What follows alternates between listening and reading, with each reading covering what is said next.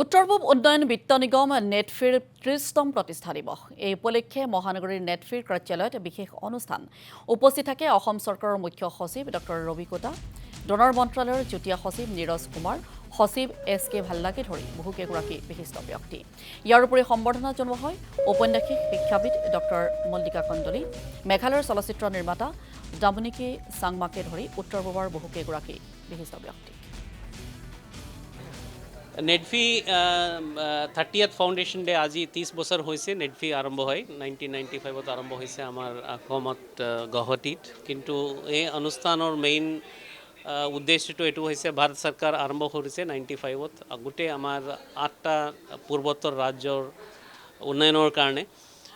আৰু normal bank হিচাপেও নহয়, এটা ফাইনেন্সিয়েল ইনষ্টিটিউশ্যন হিচাপে মানে স্মল মিডিয়াম ক্ষুদ্ৰ ব্যৱসায়ীসকলক সহায় কৰিবলৈ আৰু বিশেষকৈ যোৱা 5-6 বছৰত আৰু অধিক মাত্ৰাভাৱে গোটেই 8 ৰাজ্যত সহায় কৰিছে।